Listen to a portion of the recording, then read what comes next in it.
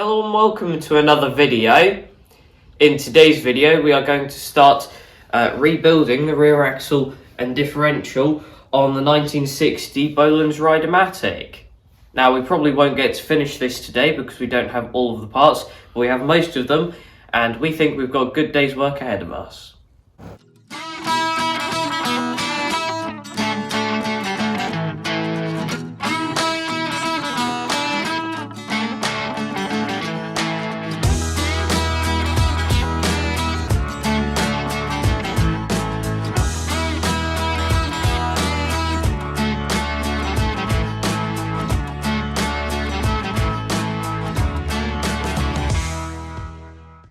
Since the last video, we've spent countless hours cleaning up all of the differential and rear axle parts, which that really took us absolutely ages. Now, it did uncover a couple of things. You can see there's quite a lot of like engagement wear on some of these gears.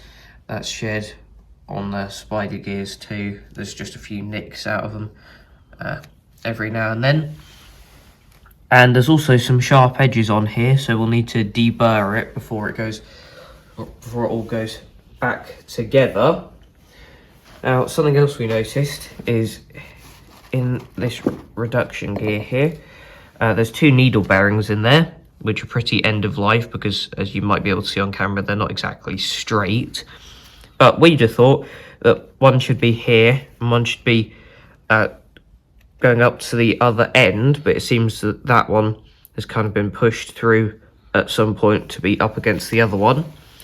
Not sure why that is, but when we replace them, we're going to try and make sure that they go up to each end like we think they should be. Another thing that we've noticed after cleaning stuff up is that this part here is bent. This bit is bent outwards, so we'll need to straighten that before it goes on. And the part we're currently missing is the gasket part that will kind of bridge the gap in here to stop any oil getting out the back, which is currently what this bit of rubber does on here. As you can see, that just kind of goes around there and goes over this bit to stop any oil being able to get out of the gap. Now, we've got some of that material on order, so we'll probably replace both of them when it actually arrives, but other than that, we now have pretty much all of the spare parts we need. Before we get started today, I forgot to mention that we've actually taken the steering wheel off of our actual project tractor and the steering column and steering wheel off of our parts tractor. Now, this is because we think that the steering wheel and steering column from our parts tractor is in better condition than the one on our actual tractor, so we're planning to switch both of them over onto our actual machine. Not sure whose helicopter that is, but when we were taking this off, it's got two circlips, one on either side of the steering wheel, and we didn't actually notice the bottom one until we were trying to get it all off, which was not ideal, but we did end up having to heat this up because it was very much seized solid. But as you can see, we eventually got it off after many hours of struggling with it. Now we have some of the parts here that we're going to be putting on. We've got four of these big bronze bushes, two of which go in this hub, one in there, and then the other two go in this shaft, one on each end, which the axle then goes through. Then you can see here we've got boxes for two bearings.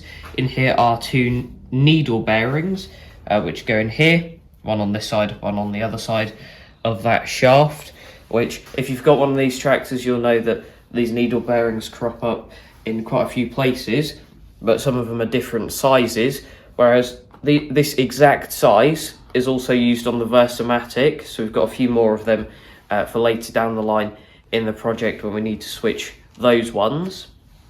But we're going to now take advantage of the fact that the chassis is so light, and instead of tapping the bushings and bearings in, which could damage them quite easily from not being straight or lined up, we're going to turn the chassis on its side and put it in the press. So if you give us a couple of minutes just to manoeuvre this into place, and we'll see if we can't get this lined up. As you can see now, the tractor is on its side. Well, I say the tractor, the chassis is on its side on the bench, going into the press here. Now the floor in this bit of the workshop really isn't very even, so we've chalked up that corner of the press so that it's a bit more level. Now what we'd usually do for pressing in bushings and stuff is use something like this. We would make up this part here on the lathe where the smaller part goes into the hole in the bushing, and then the bigger part is wider than the outside face, so that that can push it down on that lip there, or that edge there, and the bit that goes inside of the bushing is designed to stop it mushrooming or changing shape as you push it into it. Sometimes we use a bolt like this, meaning that you just do up the nut and it pulls it in to the bit of metal, or sometimes we just used the insert bit, put it on there and use the press. But what we're going to try doing today is something a bit different. We've got these pusher-puller discs, not fully sure what you call them. We've got a big set of them there. We're using a 43mm one here, only because it's kind of bigger than all of the surfaces involved here. The torch battery's just died, but we're going to put that on there and try pressing this in.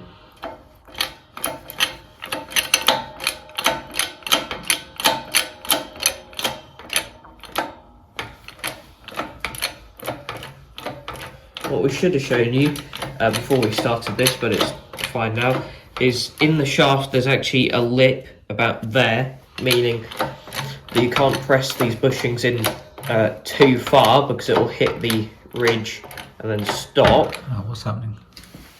That's not very good.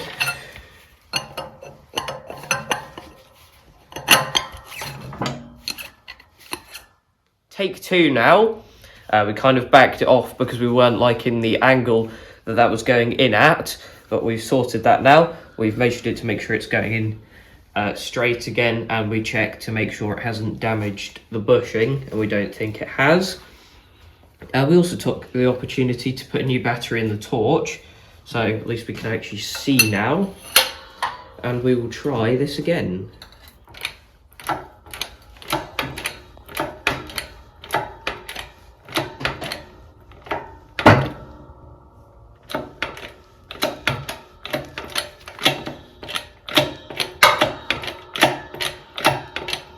Once it gets past a certain point, it's very unlikely that it'll go off at an angle, because that's usually what it does at the start.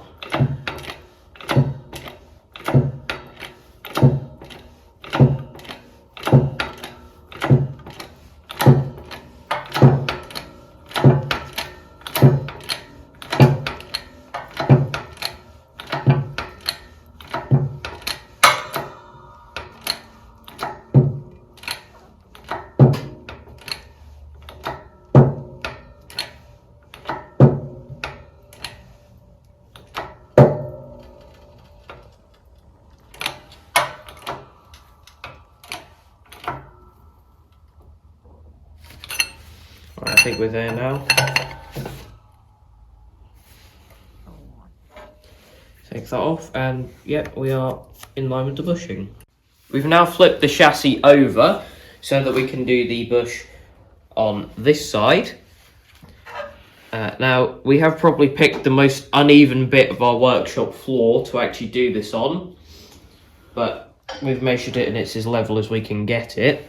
Now we're going to watch carefully as this one goes in to make sure that we don't make it go in at a funny angle again like the last one, but we'll see how this goes.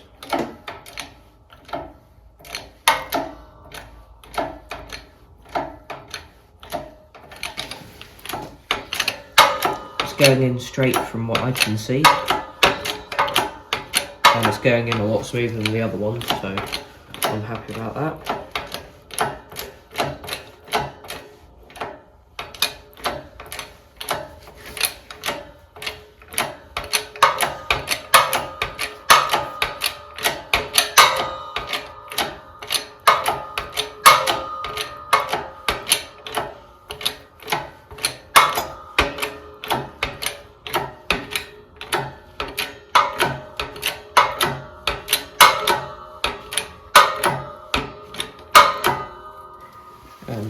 pilot this off now.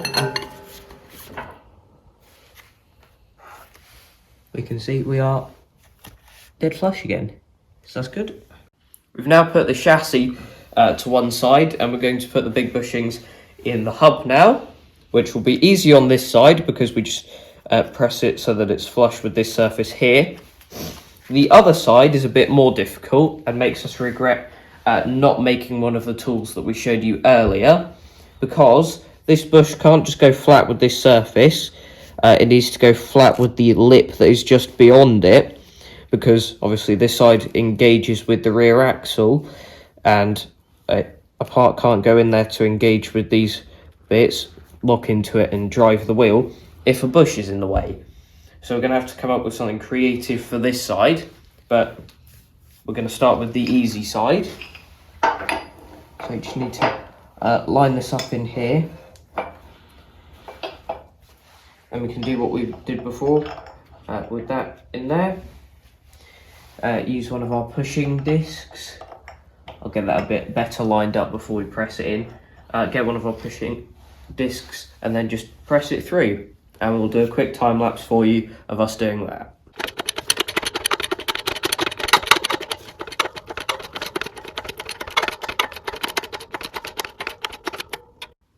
Now for the other side, and we have a 31mm disc this time, which is fractionally smaller than the 1.25" diameter or outside diameter of the bushing. Now this is so that the disc can go into the shaft with the bushing as we press it down, which needs to happen for the bush to be inset in there. Now we're not going to do this one on video because there's quite a few different things that can go wrong with us not lining up the disc properly and that catching, or it not going in straight, or us possibly going too far down in with the bushing. So we're going to do this off camera just so that we don't mess anything up, and we'll come back to you once it's in. We now have the bush on the other side in, and with both of these in, it's pretty much ready for reassembly this part, but we will just check in there to make sure there's no debris from us pressing these two bronze bushes into there. Now I'll just leave that there for the minute.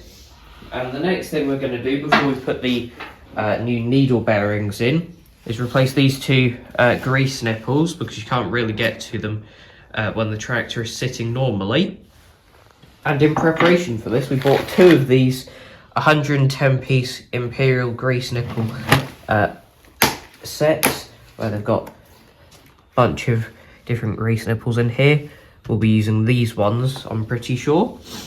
Now, we don't know what condition these grease nipples are in, whether they work, whether they don't work, but seeing as they're over 60 years old, we're going to replace them anyway. I just need to loosen these off,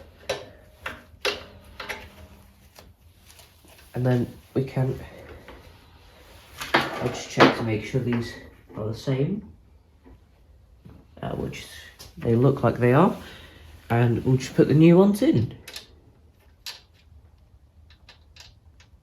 And we'll probably do this on every grease nipple we find on the tractor.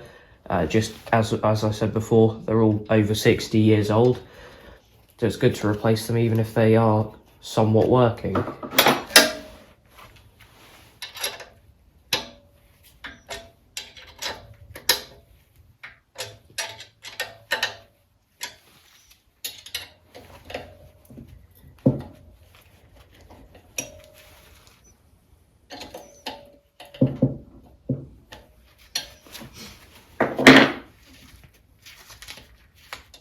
Oh, whoops, I'll pick that up in a second.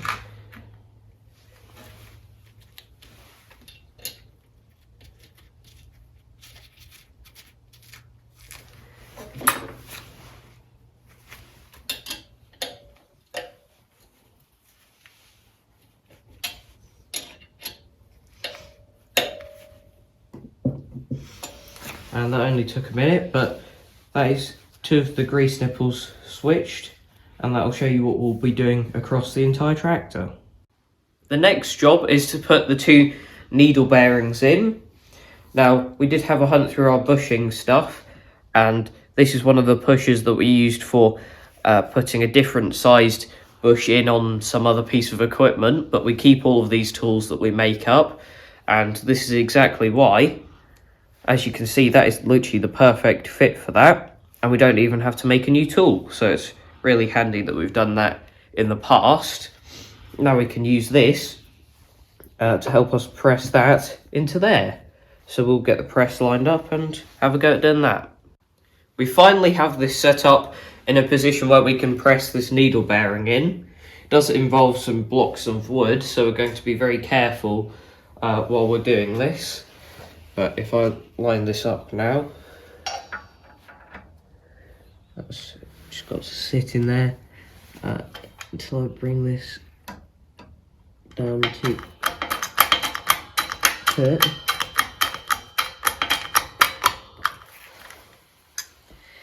Need to check that's all lined up and then we can press that through.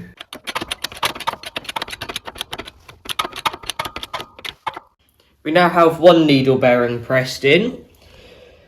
The bad thing is that we've now got to do the other side, which instead of having this long shaft pointing downwards, it's going to be facing upwards, messing with all of this stuff. So that's probably going to be even more difficult. But we'll come back to you once we've got it all lined up, ready to press in the other one.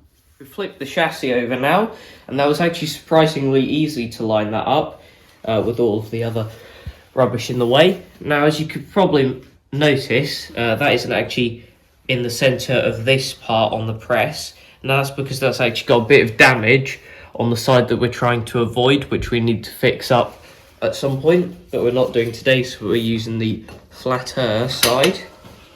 And yeah, ready to press this in.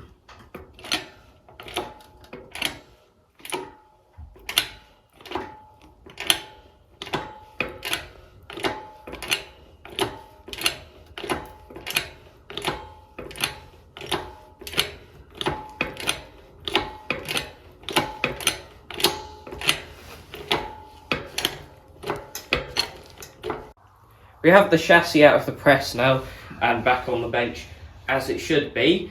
Now, I am aware that this video is taking a while, and we'll try and keep the rest of this to a minimum and do it as quick as we can, but obviously it is quite a big job putting the chassis in and out of the press. What we'll try and do now is get the two needle bearings out of there, which our tool actually fits these needle bearings well again, even though they are technically a different size needle bearing. So what we've got to do here is line this gear up on the press so that the needle bearings line up with the hole on the bottom, like so. And then when I press this out, that went smart, and when I press this out, they should just, there we go, fall straight through. And we can get both out in one.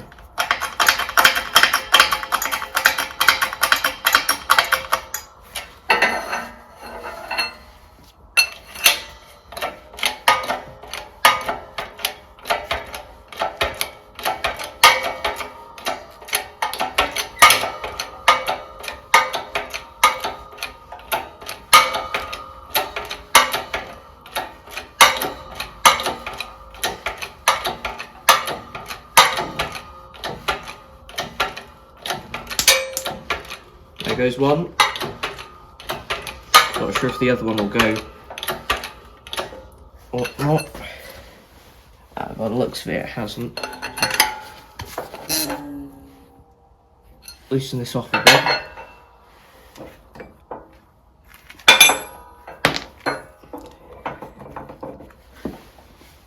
Line that back up again. Put it the other way around.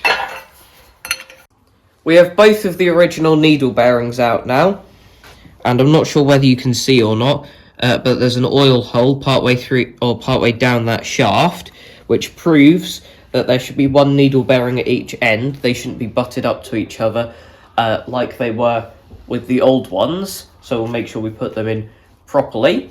Now we're going to use our old bit of tooling that we were using for the last needle bearings. Even though these ones are bigger, it still works for these, so we'll just continue using that. So just got to get this centered in the press, line this up, then we can press both of these in.